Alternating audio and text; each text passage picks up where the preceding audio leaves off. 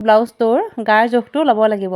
গাৰ জোখটো ল'বৰ কাৰণে চাওক ফিটাডাল মই এনেকৈ ৰাখিছোঁ আৰু 18.5 ইঞ্চি দূৰত্বত মই চিনটো দি লৈছোঁ। দেখিছেনে? আপোনালোকে নিজৰ চাইজ অনুসৰি এনেকৈ জোখটো লৈ ল'ব। চাওক বুকুৰ জোখটো লৈ হোৱাৰ পাছত মই হাতখনৰ জোখটো লৈ লৈছোঁ। আপোনালোকৰ হাতখন কিমানটো জোখত শকত বা ক্ষীণ লাগে সিমানটো জোখত লৈ ল'ব। ইয়াতে মই হাতখনৰ বহলটো ৰাখিছোঁ 5 ইঞ্চি। হাতখনৰ জোখটো লৈ হোৱাৰ পাছত কঁকালৰ জোখটো লৈ লৈছোঁ। কঁকালটোৰ কাৰণে চাওক মই 16 ইঞ্চি দূৰত্বত চিনটো দি লৈছোঁ।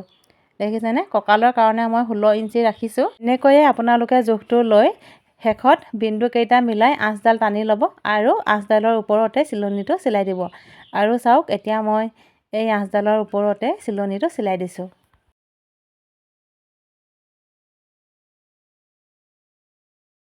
যেতিয়া আপোনালোকে এই গাৰ চিলনিটো চিলাব তেতিয়া এই চিলনিটো সদায় ভালকৈ চিলাবলৈ চেষ্টা কৰিব। বহুতে কি কৰে এই চিলনিটো চিলাওঁতে বেকা বেকি বা ভিতৰ ভাগলৈ বেছি সুমুৱাই দিয়ে, শেষত ব্লাউজটো দেখিবলৈ বেয়া হয় আৰু পিন্ধিবলৈ ভাল নাপায়। সদায় আপোনালোকে এই চিলনিটো ভালকৈ চিলাবলৈ চেষ্টা কৰিব, তেতিয়াহে ব্লাউজটো ভাল হ'ব আৰু ফিনিচিংটো ধুনীয়া হ'ব।